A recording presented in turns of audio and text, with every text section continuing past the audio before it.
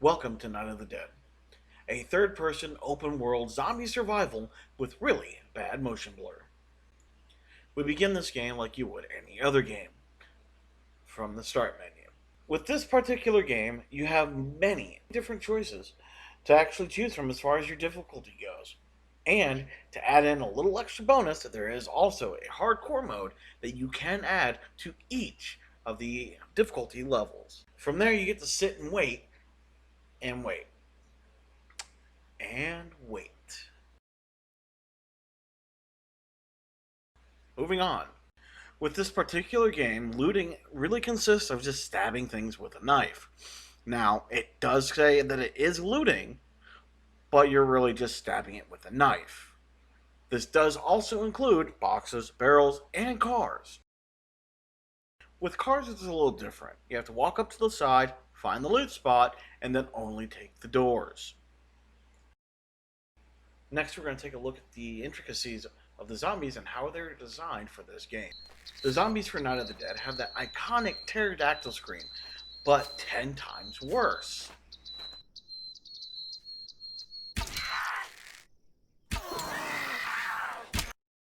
You'll also notice that the zombies are extremely fast, extremely mobile, and if you're trying to use a ranged weapon of any kind, they have an extremely high defense against it.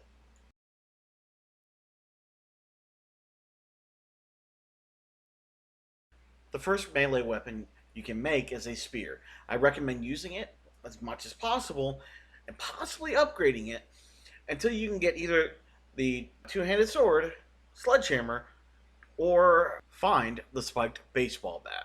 None of this will actually prepare you because no matter what, the zombies have an extremely high defense and will always kill you at least once or twice until you can upgrade your weapon.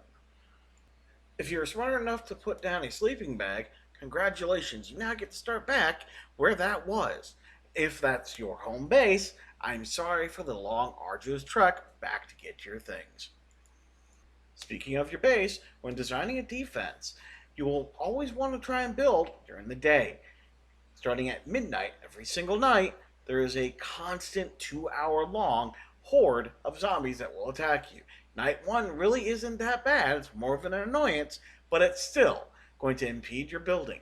So if you're trying to place down something and you can't get that perfect spot, then you'll have to place down a platform. Trying to do this at the midnight horde becomes very difficult and very non-productive. But with upgraded weaponry, you can actually repel the zombies quick enough that you can place down a nice little platform to go ahead and drop down whatever it is you're trying to build. With every difficult upgrade that you put towards your weaponry, it will increase the damage and speed, but it has no real effect on the way the weapon itself looks or acts. The only way you'll notice is by a plus 1, 2, or 3 added to the weapon. Researching material at the research bench is the only way you can get new perks and new items to craft. Research material can be found in just about any location and can occasionally be dropped from zombies. The perks themselves don't actually help you with much, but it does help you in the long run and gets you ready for the agonizing boss fights. Boss zombies are super unique, very rare, and extremely large. You can find several that look like they were pulled straight from 7 Days to Die, but then there are also these super unique ones. As you can see, this particular one is extremely large, carries around a butcher's knife, and is just impossible to kill with a fully automatic rifle. One recommendation is to clear out as many of these smaller zombies as possible before taking on the larger one. Otherwise, if you run out of ammo, you're going to be stuck trying to fight a boss with nothing but a spear. Loot drops from boss fights are no different than loot drops from any other zombie that you kill.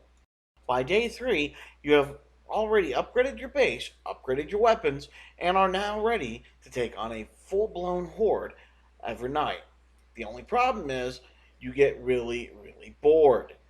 This whole game is basically a rinse and repeat once you start and finish all of the different missions that it has for you.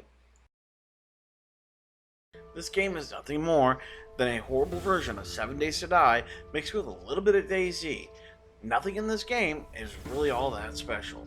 What the game really needs is a better tutorial system and upgraded graphics. If you want to try and use something from an outdated game like Dungeons and Dragons style upgrade system, that's perfectly fine, but please add some better graphics. Now let's end this with some more of those iconic zombie screams.